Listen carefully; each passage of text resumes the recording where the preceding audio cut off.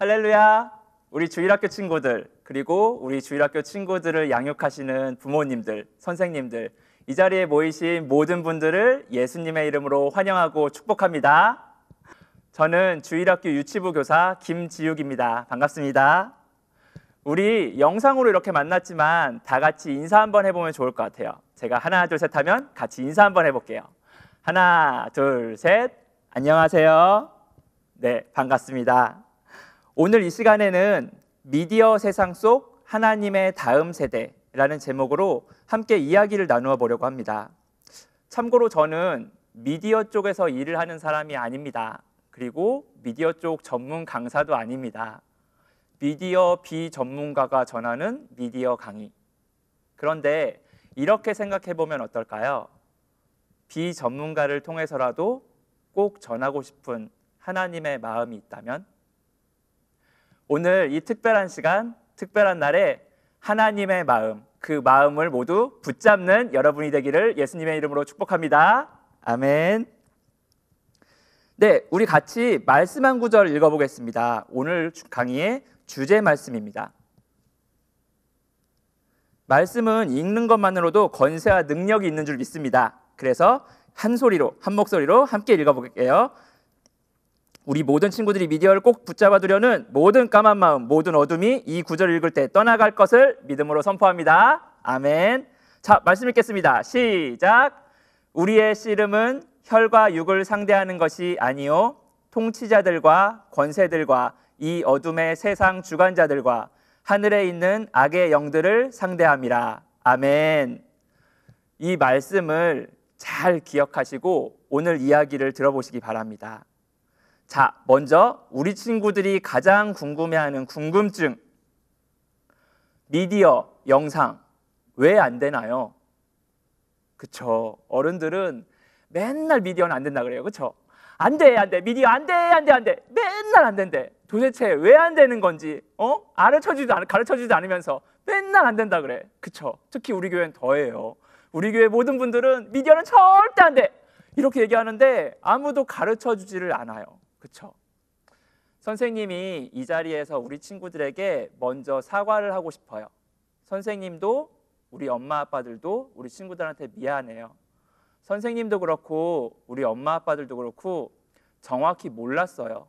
왜 미디어가 나쁜지, 왜 미디어를 보면 안 되는지 사실은 잘 몰라서 우리 친구들한테 알려주지 못했어요. 하지만 우리 친구들을 너무너무 사랑하시는 하나님께서 오늘 알려주시기로 작정하셨으니까 잘 듣고 왜 그런지 한번 생각해 보도록 해요. 우리 부모님들도 선생님들도 잘 들어보시고 그대로 전해주시기 바랍니다. 자, 그럼 이런 영상, 미디어, 그 실체를 파악하고 이기고 정복하기 위해서 몇 가지 조사를 해봤습니다. 지금부터 미디어, 특히 영상에 대해서 과학적으로 그리고 영적으로 접근을 해서 한번 이야기해 보려고 해요. 오늘 이 시간을 통해 미디어에 지지 않고 밟고 일어서는 우리 친구들이 될 것을 믿음으로 선포합니다. 아멘. 자, 먼저 과학적으로 접근해 봅시다. 사람의 뇌에 대해서 한번 알아보죠. 혹시 이런 이야기 들어보신 적 있으신가요? 오른손을 많이 쓰는 사람은 대칭에 있는 왼쪽 뇌가 반응하고 그 뇌는 공부에 관한 처리를 한다. 또 왼손을 많이 쓰는 사람은 대칭에 있는 오른쪽 뇌가 반응하고 그 뇌는 놀이뇌, 즉 예술, 창의력에 대한 처리를 한다. 이런 이야기 한 번쯤 들어보셨죠? 오른손, 왼손, 왼쪽 뇌, 오른쪽 뇌. 그런데 이 이야기는 사실 X, 사실이 아니라고 해요. 예전에는 뇌 상태를 잘 볼 수 있는 의학 기술이 부족했었다고 해요. 하지만 지금은 그 기술이 발달해서 더 잘 알아볼 수 있게 되었어요. 그래서 뇌의 반응을 보니 그게 아니었대요. 왼쪽, 오른쪽 뇌가 중요한 것이 아니라 바로 이 그림처럼 안쪽, 바깥쪽이 중요한 거라고 합니다. 자, 저를 보시고 주먹을 한번 이렇게 지어보세요. 두 주먹을 이렇게 지으면은 이 주먹 크기가 내 머릿속에 있는 뇌의 크기라고 해요. 이렇게 생긴 애가 내 머릿속에 들어있는 거죠. 뇌를 연구하는 사람들에 의하면 우리 뇌는 3층 구조로 되어 있다고 해요. 제일 안쪽 지금 그림에서 파란색 부분은 신체의 생명과 관련된 부분, 중간에 노란색 부분, 이건 동물의 뇌라고 불리는 부분인데 체온, 혈압, 심박동, 혈당 등을 조절하는, 그리고 생존에 관계되는 작용을 한다고 해요. 제일 바깥쪽에 있는 오렌지 색깔 부분, 이 부분을 대뇌 피질이라고 하는데 인간의 뇌라고 불리는 부분이에요. 사람이 다른 동물과 다른 점은 사람의 제일 바깥쪽에 있는 이 부분, 대뇌 피질, 이 부분에 있다고 해요. 동물은 없고 사람은 있고. 그래서 사람은 언어도 쓰고 창의력, 도덕성, 절제 능력도 발휘할 수 있는 거예요. 이 부분이 있어서 규칙도 지키고 절제할 수도 있어요. 이 바깥쪽에 인간의 뇌가 잘 발달된 친구가 사람다운 행동을 하는 거죠. 갓 태어난 아이들 한번 볼까요? 우리 갓난아기들은 이 대뇌 피질이 아직 발달이 덜 되어 있어요. 그래서 배고프면 어떻게 하죠?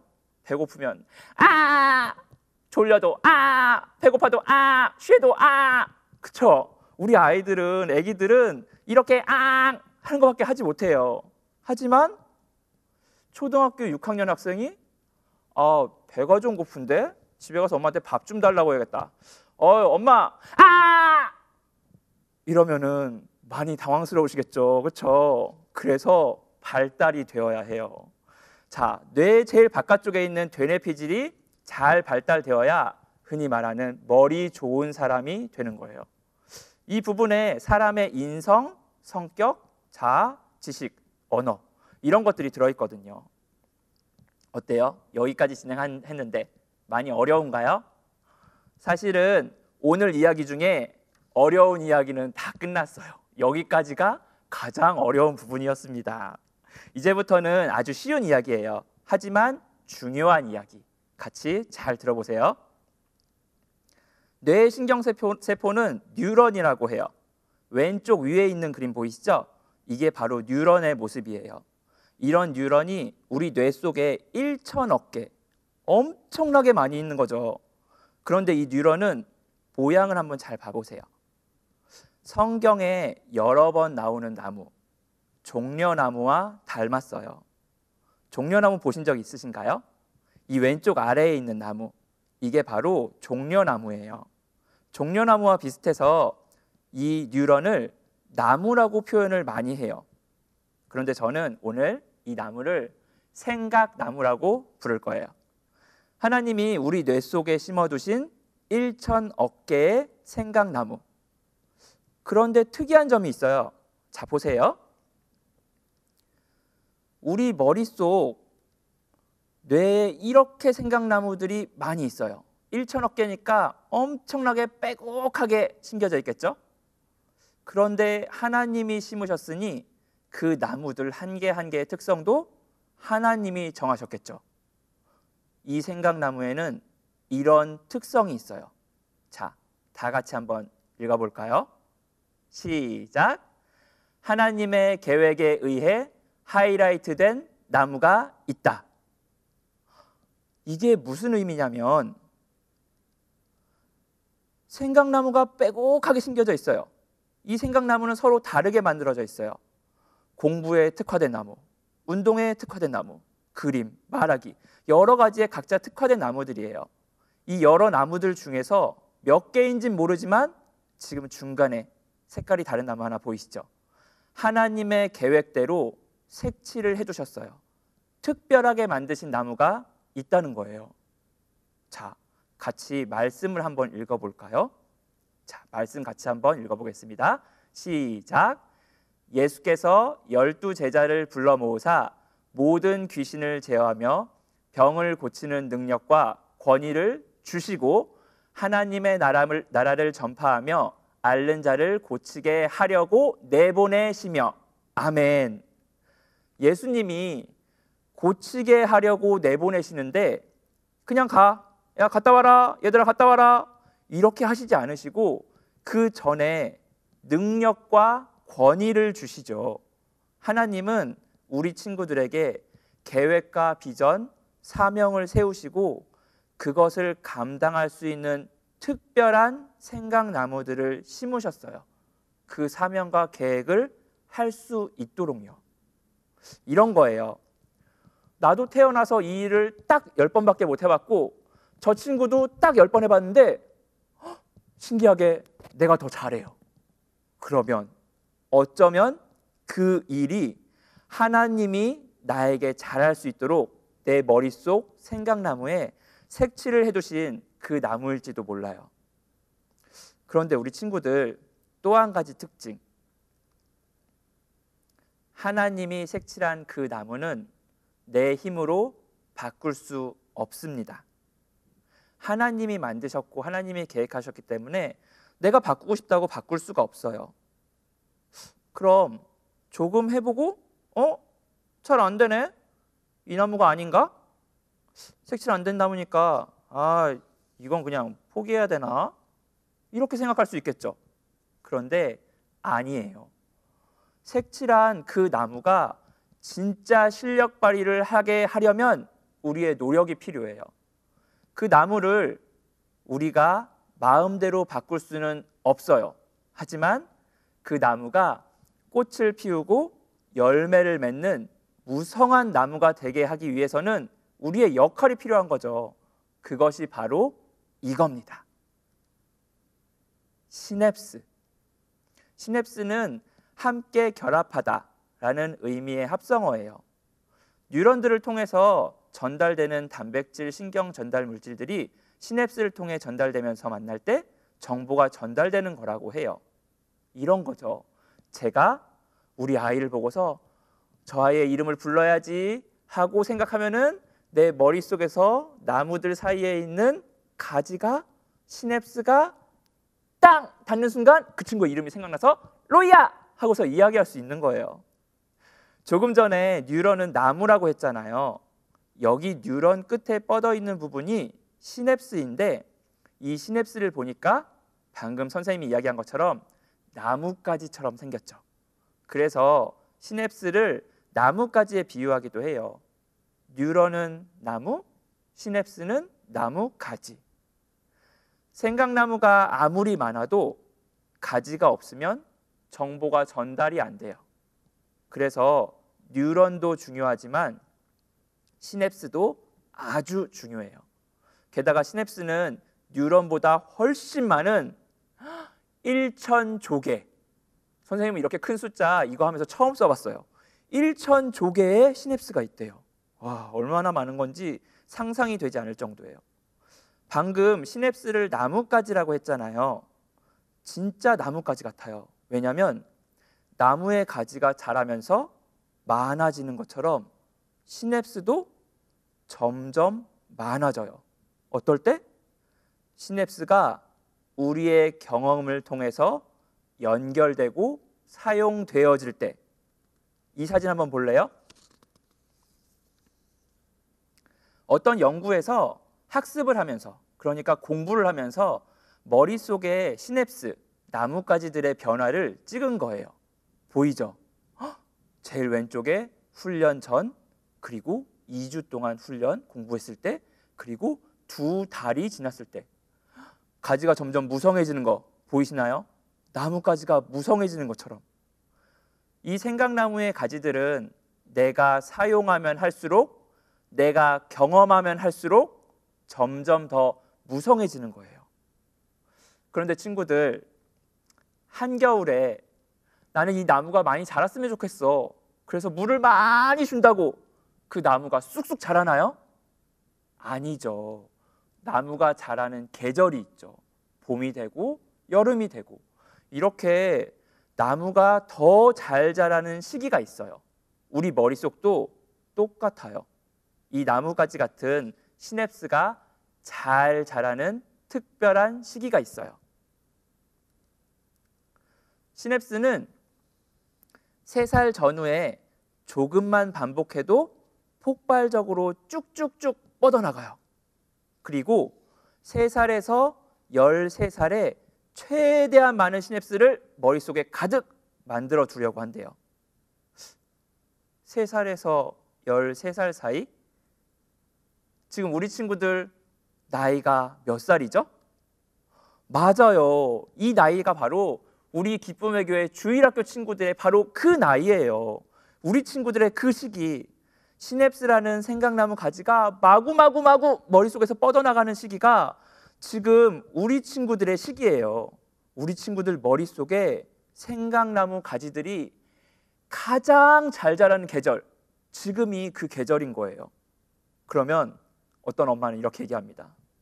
어머나, 사랑하는 아들아, 사랑하는 딸아, 인생 100세 시대에 3살부터 13살까지 딱 10년만 눈 딱 감고 우리 열심히 공부 한번 해보자. 응? 그러면 또 우리 순종하는 어린이가 이야기합니다. 네 엄마, 저 더도 말고 덜도 말고 딱 10년만 정말 열심히 공부해서 머릿속에 생각나무를 쭉쭉쭉쭉 뻗어볼게요. 그런데 돌아서서 이런 생각을 해요. 딱 10년이야 10년. 이 약물고 딱 10년만 하고서 내가 14살만 돼봐라. 내가 아주 제대로 노는 걸 보여주겠어. 그때부터는 난 맨날 게임만 할 거고 맨날 영상만 볼 거고 내가 하고 싶은 것만 할 거야. 그런데 슬픈 소식이 한 가지 있습니다. 시냅스 가지치기. 시냅스 가지치기라는 시기가 다가올 줄 누가 알았겠어요. 우리 뇌는 일단 시냅스라는 나뭇가지를 왕창 만들어 놓고 사용하지 않는 가지들을 잘라내기 시작해요. 언제? 사춘기 무렵부터 40대 초반까지 열심히 만들어 놓은 것을 열심히 잘라냅니다. 우리 뇌가 이렇게 만들어져 있다고 하는데 우리는 이제 한번 생각해 볼 필요가 있어요.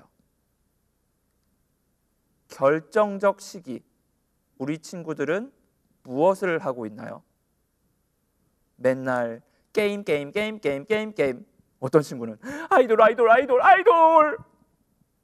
그러면 뇌 안에 어떤 시냅스가, 어떤 나뭇가지들이 생겨날까요?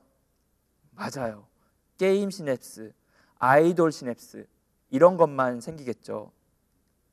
무엇이 생기든지 가지치기의 시기가 되면 안 쓰는 거는 가지치기에 들어갈 거예요.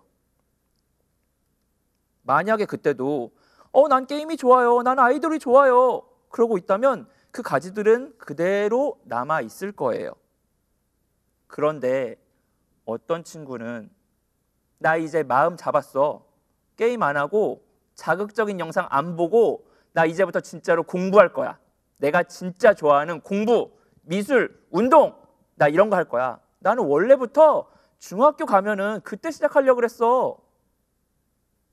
그러나 게임과 자극적인 영상으로 생긴 가지들이 안 쓰니까 가지치기로 사라지기 시작해요. 그런데 이제 새롭게 하고 싶은 공부, 미술, 운동 어떡하죠? 이런 가지는 만들어 본 적이 없어요. 그래서 한번 해보려고 해도, 마음 먹고 한번 해보려고 해도 그냥 이렇게 되는 거예요. 물론 결정적 시기가 지나도 머릿속의 시냅스, 생각나무 가지는 계속해서 자라고 뻗어나가요. 대신 천천히 어렵게 뻗어나가요. 친구들, 우리 친구들은 지금 결정적 시기에 서 있어요. 지금 친구들이 무엇을 하는가에 따라서 생각나무의 가지들은 무성해질 수도 있고 메마른 가지가 될 수도 있어요. 게임과 아이돌, 자극적인 영상, 이런 가지들만 만들고 있을 건가요? 우리 친구들에게 주어진 이 결정적 시기에 이제 게임과 아이돌의 나뭇가지는 그만 만들고 새롭고 무성한 가지를 만드는 일, 이렇게 한번 해보는 거 어떨까요? 그 무성한 나무 중에 하나님이 색칠해둔 그 나무를 만나게 된다면, 우와, 어때요? 한번 도전해 볼 만하지 않나요? 그렇다면 결단하고 도전해 보시기 바랍니다. 그 결단을 내가 아닌 하나님이 도와주실 거예요. 그럼 가지를 많이 늘려야겠는데 시냅스란 가지를 다양하게 늘리기 위해선 도대체 어떻게 하란 말인가? 그 방법을 알려줄게요. 그 방법은 바로 이거예요. 심심하게 하라. 심심하게 하라고? 이게 뭐야? 뭐 방법이 이래. 그런데 이거는 제가 드리는 말씀이 아니에요. 머리에 대해서, 뇌에 대해서 엄청나게 공부를 많이 한 과학자분들, 의사분들이 이야기하는 방법이에요. 그 이야기를 정리하면 바로 이거예요. 우리 한 목소리로 크게 읽어볼게요. 시작. 심심하면 이것저것 해보게 되고 그러다 보면 시냅스 가지는 힘차게 뻗어 나간다. 이것저것 해봐야 돼요. 많은 것들을 해봐야지 그 경험을 통해서 우리 머릿속에 여러 가지 생각나무의 가지들이 무성하게 생겨나요. 맨날 게임만 하고 맨날 유튜브만 보고 그러면 똑같은 나뭇가지, 그 나뭇가지들밖에 생기지 않아요. 실제로 어떤 친구들의 이야기를 하나 들려줄게요. 지금부터 나오는 이 친구들은 우리 친구들이 잘 아는 사람이에요. 자, 한번 들어보세요. 바로 이 친구들. K-팝 스타라는 오디션 프로그램에서 우승한 싱어송라이터, 작사, 작곡, 노래를 모두 다 하는 악동 뮤지션이라는 팀이에요. 이 둘은 남매예요. 오빠와 여동생. 아시는 분은 아시겠지만 이 친구들의 부모님은 몽골 선교사 부부세요.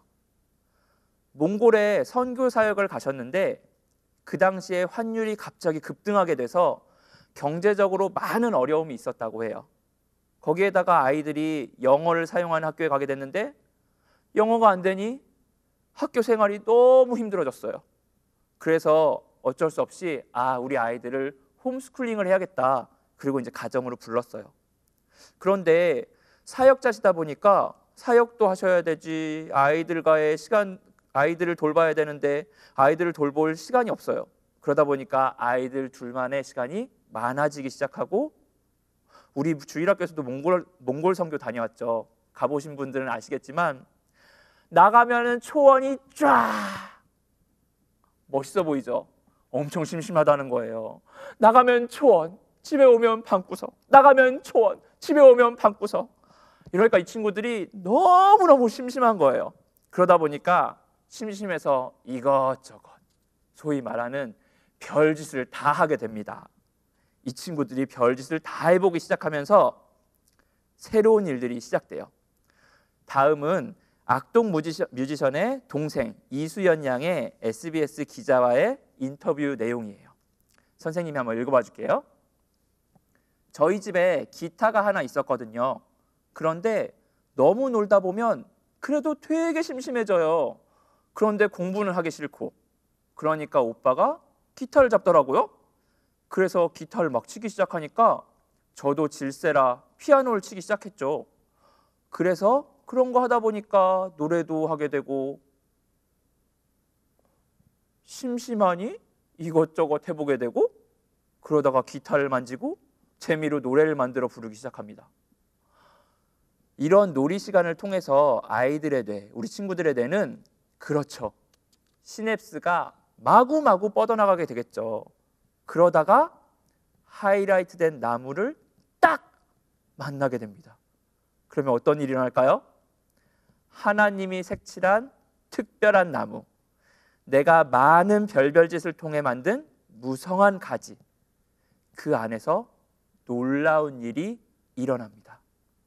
음악을 영상을 통해서 배우거나 앉아서 차례차례 교육을 받은 아이들과는 다른 완전히 새로운 것들이 나오게 되죠.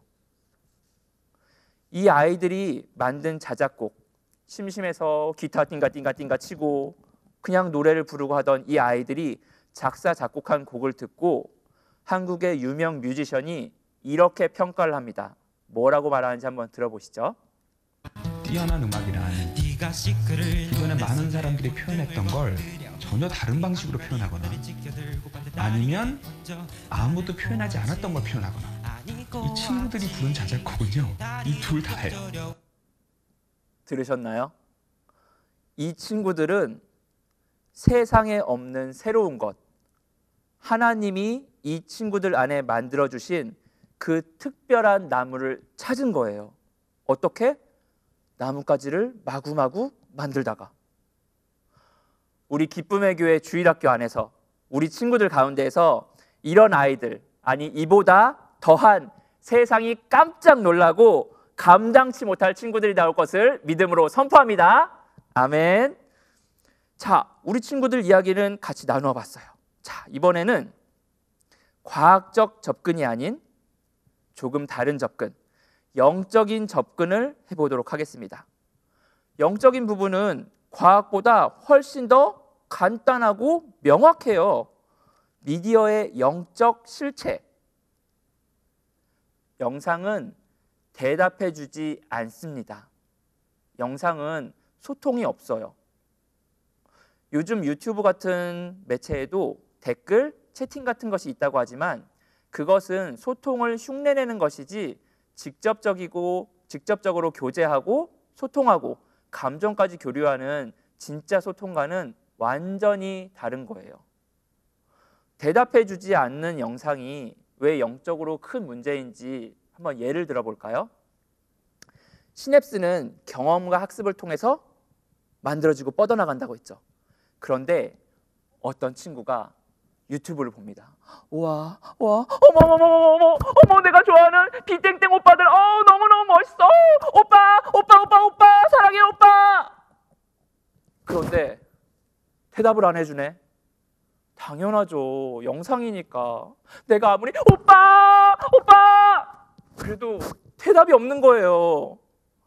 그런데 이게 왜 문제냐면 이런 대답 안 해주는 영상을 말하면서 보고 또 보고 또 보고 또 보고 또 봅니다. 그렇게 결정적 시기를 보내면 열심히 시냅스를 만드는데 나는 말하지만 대답이 없는, 교제와 소통이 없는, 창문이 없는 건물 같은 그런 시냅스들을 머릿속에 만들기 시작하는 거예요. 폭발적 시기니까, 결정적 시기니까 그런 창문 없는 건물들 같은 그런 나뭇가지들이 머릿속에 가득가득 생기겠죠. 그러면 어떻게 될까요? 내가 원하던 원하지 않던 자연스럽게 나의 의지와 상관없이 자연스럽게 친구들과 선생님과 이야기하는 능력이 없어지게 돼요. 그런 시냅스가 없으니까, 대화하는 시냅스를 만든 적이 없으니까 우리는 대답 없는 시냅스만 만들었잖아요.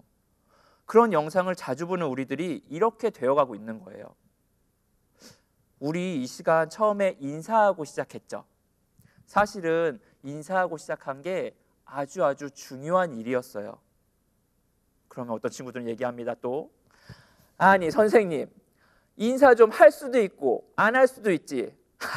인사가 뭐가 그렇게 대단해요? 선생님, 인사가 그렇게 받고 싶으세요? 그리고 서로 얘기하는 거, 그게 뭐가 필요해요? 요즘 같은 시대에 그걸 꼭 할 수 있어야 되나요?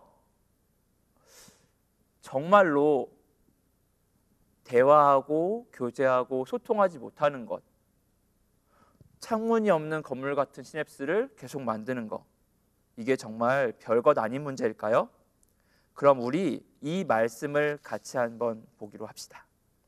선생님이 읽어줄게요. 너희를 불러 그의 아들 예수 그리스도 우리 주와 더불어 교제하게 하시는 하나님은 미쁘시도다. 아멘. 이 말씀처럼 하나님은 우리와 교제하기를 원하세요. 다시 말해서 하나님은 우리와 이야기하고 싶어 하세요. 이 구절 외에도 누구나 너무나 잘 아시듯이 성경 전체가 하나님과 교제의 기록이라고 해도 과언이 아닐 정도예요. 하나님의 친구 아브라함, 하나님의 마음에 합한 사람 다윗, 또 모세는 어떤가요? 모세는 그냥 하나님하고 계속 이야기하면서 대화하는 것들, 그것을 그대로 적어둔 게 모세가 적은 성경의 내용들이에요. 서로 인사하지 못하고 더 나아가서 서로 이야기하지 못하게 하는 것, 그건 사단 마귀의 계략이에요. 사람들끼리의 소통을 끊고 더 나아가서는 하나님과의 소통도 끊으려는 사단의 계략. 우리 친구들은 아브라함과 같이, 다윗과 같이, 모세와 같이 하나님과 교제할 수 있는 친구들이 되기를 소망합니다. 그렇게 될 것을 믿음으로 선포합니다. 말씀 구절 같이 한번 읽어볼게요. 우리 다 같이 믿음으로 큰 소리로 한번 읽어보겠습니다. 시작. 여호와께서 임하여 서서 전과 같이 사무엘아 사무엘아 부르시는지라. 사무엘이 이르되 말씀하옵소서 주의 종이 듣겠나이다 하니. 아멘. 우리 친구들이 하나님이 부르실 때 이렇게 대답할 수 있는 친구들이 될 것을 믿음으로 선포합니다. 아멘. 자, 그러면은 이번에는 우리 부모님들과 한번 이야기를 해보죠. 특히 어린 자녀를 가지신 부모님들이 이런 말씀을 많이 하세요. 좋은 미디어, 좋은 영상을 좀 추천해 주세요. 저는 이런 요청에 대해서 답을 드리지 않습니다. 그리고 우리 주일학교 선생님들에게도 이런 요청에 대해서 답을 하지 않도록 가이드하고 권면하고 있습니다. 그런 이유가 있겠죠? 자, 그럼 그 이유를 한번 같이 보시죠. 이 캐릭터 기억하시는 분 계신가요? 전 세계적으로 엄청난 인기를 모았던 영유아 프로그램, 영국 BBC가 제작한 꼬꼬마 텔레토비입니다. 한국에서도 KBS에서 수입 방영해서 흥행 성공은 물론 문화적 이슈까지 각종 코미디 프로, 코스프레, 연극 등 다양한 분야에서 이것을 활용했죠. 많은 사람들은 이 프로를 보면서 귀여운 캐릭터와 행동에 좋아했고, 신세대 아동 전문가들은 영유아 눈높이에 맞춘 획기적인 컨텐츠의 제공이라고 높이 평가했고, 그만큼 인기도 대단했습니다. 저도 개인적으로 이 프로를 엄청 좋아했어요. 이 프로를 예로 설명드릴 미디어의 영적인 특징이 한 가지 있습니다. 그것은 바로 모든 미디어는 메시지를 품고 있다는 것입니다. 이 영상 안에도 마찬가지로 메시지가 있죠. 교육적인 메시지도 있지만 다른 메시지도 있습니다. 여기 제일 끝에 있는 보라색 캐릭터, 한국에서는 보라돌이라는 이름이 붙어진 이 캐릭터를 잘 보면 키도 가장 크고 목소리도 남자 목소리였어요. 가장 큰 체구의 남자 목소리.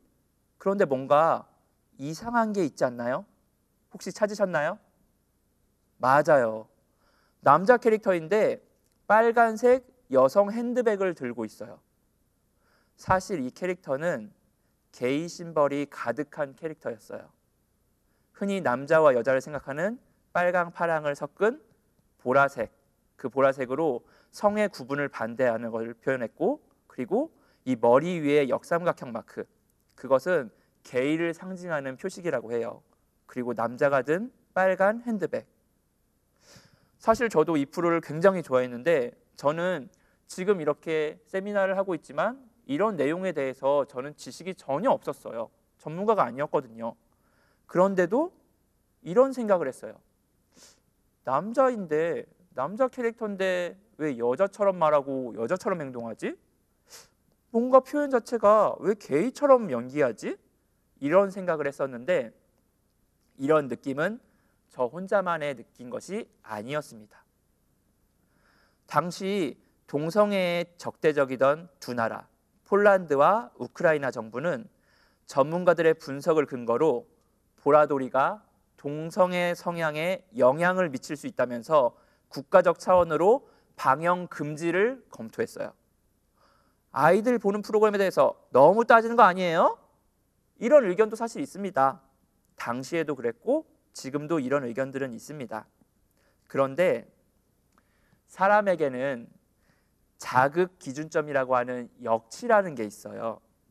사람은 어떤 자극에 지속적으로 노출이 되다 보면 그 자극에 둔감해지는 거죠. 어떤 친구들이, 그리고 우리 자녀들이 이런 영상을 계속 본다고 치죠. 그리고 이렇게 말할 거예요. 그거 별거 아니야. 동성애 표현을 보는 게 아니라 교육적인 부분을 보는 거라고 이렇게 말하면서 동성애적 표현이 녹아져 있는 영상을 계속해서 봅니다. 보고 또 보고 또 보고 또 보고. 이런 영상을 많이 본다고 갑자기 나는 동성애가 좋아졌어. 난 동성애자가 될 거야. 이렇게 변하지는 않을 거예요. 하지만 어느 순간 동성애 하면 싫어! 이렇게 대답하던 사람이 동성애 하면 그냥 뭐 그런가 보다. 이렇게 지나치는 사람이 된다는 거죠. 이 모습을 우리 크리스찬의 입장에서 더 정확한 표현으로 말하자면 하나님의 말씀과 반대되는 상황을 보며 안 돼! 라고 말하던 사람이 어느 순간에서부턴가 그런가 보다. 뭐 그럴 수도 있지. 이렇게 지나치게 된다는 거예요. 내가 그리고 나의 사랑하는 자녀가 그렇게 될 수 있도록 사단은 좋은 영상이라고 평가받는 그런 영상 속에도 하나님의 말씀을 자연스럽게 무시할 수 있는 메시지를 넣고 있다는 이야기를 드리는 겁니다. 다른 이야기를 한번 해볼까요?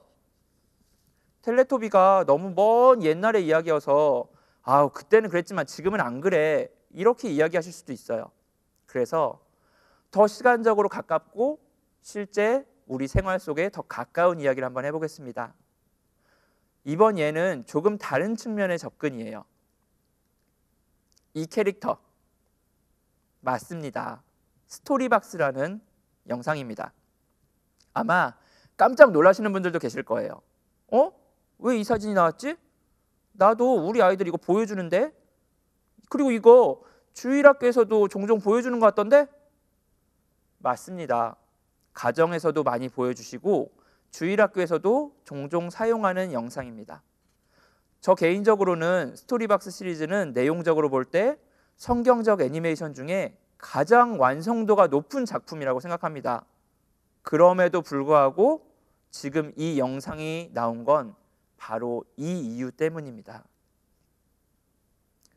이번 관점은 타이밍, 즉 시기에 대한 이야기입니다. 이 영상에는 이런 장면이 나와요. 악당 로버트가 아이와 마을을 공격합니다. 그때 예수님이 조정하는 로버트가 악당 로버트를 무찌릅니다. 명대사가 나오죠. 예수님의 최강의 무기, 예수 그리스도의 이름으로 명하노니 떠나갈지어다. 제가 완전히 좋아하는 명대사거든요. 예수님이 아이와 마을을 구했어요. 이후에도 더 성경적인 교훈이 가득가득 들어있는 좋은 내용들이 많이 나옵니다. 여러분, 이 장면을 보고서 어떤 메시지를 받을 수 있을까요? 사단이 날 괴롭혀도 예수님이 날 지켜주실 거야. 예수님의 이름으로 명하면 뭐든지 떠나가. 마귀도 떠나가는 거야. 이런 좋은 메시지들이 있습니다. 실제로 의도하는 바도 이와 같았겠죠. 그런데 어떤 어린아이가 있습니다. 이런 좋은 메시지가 전해지기를 바라고 만든 사람도 보여주는 사람도 그것을 기대하면서 이 영상을 보여줍니다. 그런데 그 아이는 그것 말고도 전혀 생각지 못했던 다른 메시지를 찾아냅니다. 누군가 나보다 강한 자가 나를 공격할지도 몰라. 앞뒤 스토리를 모두 엮어서 종합적으로 보면 좋은 메시지가 분명한데 그럴 능력이 아직 없는 어린아이에게는 더 작은 조각으로 정보가 쪼개져서 들어오게 되고 악당 로버트가 아이를 괴롭히는 그 부분만을 생각해서 나를 공격하면 어떡하지? 누군가 날 공격할지도 몰라. 이런 메시지를 찾아내고 받아들이는 그런 두려움이라는 감정을 접하고 그 감정에 잡히게 됩니다. 지금 말씀해드린 사례는 사실 제가 범했던 실수, 저의 아이에 대한 이야기입니다. 그 사건 이후로 그 감정으로부터 빠져나오기까지 꽤 오랜 시간이 걸렸어요. 몇 시간의 단위가 아니라 수일이 걸렸습니다. 제 이야기를 듣고 이렇게 생각하실 수도 있겠죠. 스토리박스 안 되겠네. 역시 요즘 대세는 스토리박스가 아니라 히즈쇼야, 히즈쇼. 네, 히즈쇼. 그것도 잘 만들어진 컨텐츠죠. 하지만 마찬가지입니다. 왜냐하면 컨텐츠가 문제가 아니거든요. 여러분, 우리는 가끔 컨텐츠에 너무 집중해 버리곤 해요. 이 영상이 좋은가? 나쁜가? 보여줘도 되나? 보여주면 안 되나? 물론 컨텐츠는 중요합니다. 하지만 아무리 잘 만들어진 컨텐츠도 다른 메시지가 들어가고 이것들이 전해질 수 있는 빈틈은 존재합니다. 우리 부모님들이 모든 미디어, 모든 영상은 영적인 메시지가 있고 전해질 수 있다는 것을 먼저 인식해 주셔야 해요. 그래야지만 하나님께 묻고 구하며 그 다음의 답을 찾으실 수 있을 겁니다. 이제 우리 부모 세대가 영적인 분별력을 위해서 하나님께 묻고 구하는 세대가 될 것을 믿음으로 선포합니다. 아멘. 위에서 같이 본 것처럼 아무런 조건 없이 추천해 드릴 수 있는 좋은 영상은 없습니다. 아무런 조건 없이 이 영상 너무 좋아요, 보여주세요 라고 말할 수 있는 영상은 없어요. 미디어의 메시지, 보는 아이, 여러 가지 요소들에 따라서 달라지니까요. 하지만 무턱대고 막을 수만은 없는 영상, 그래서 그 대안으로, 차선책으로 이것을 말씀드리려고 합니다. 좋은 영상이 아닌 바른 영상 제공 방법. 바른 영상 제공 방법에 대해서 몇 가지 팁을 드리려고 해요. 바른 영상 제공 방법에는 무엇을 보여줄까를 고민하는 컨텐츠, 그리고 어떻게 보여줄까라는 방법이라는 부분이 있을 거예요. 이 두 가지를 한번 같이 보면서 팁을 알려드리도록 할게요. 먼저 컨텐츠 선택에 대한 팁입니다. 기준은 실존하는 것, 볼 수 있는 사람이 나오는 영상입니다. 가장 좋은 건 나, 가족, 선생님, 친구들 같이 미디어에서 본 사람이 내 주위에 실존하는 거예요. 그래서 찬양 영상을 보여주더라도 애니메이션이 있는 찬양 영상보다는 선생님들이 나오는 영상이 훨씬 더 건강합니다. 기쁨의 교회 주일학교에서도 이런 부분을 고려해서 현재 26편 정도의 찬양 영상이 영유치부 채널을 통해서 등록되어 있어요. 이를 활용하시는 것도 좋은 방법이 될 것 같습니다. 영상을 본 후에는 그 대상과 근시일 내에 만나거나 전화 통화 등을 통해서 현실 세계로 건강하게 연결해 주는 것이 좋습니다. 아이들이 지금 본 영상이 어떤 특별한 공간에 있는 것이 아니라 내가 실제로 만날 수 있는, 내가 이야기할 수 있는 내 주위에 진짜 있는 사람들이야 라는 걸 알려주는 거죠. 또 다른 영상 컨텐츠는 자연, 동물입니다. 이때 주의할 것이 한 가지 있어요. 아이들에게 그때그때 설명해 주시는 것이 좋습니다. 이 동물은 실제로 어디에 사는지 그런 것들을 설명해 주면서 아이가 지금 보고 있는 것이 현실 세계에 대한 것이라는 감각을 익힐 수 있도록 해주시는 게 좋습니다. 다음은 컨텐츠 선택에 대해서 좋지 않은 예를 한번 보도록 할게요.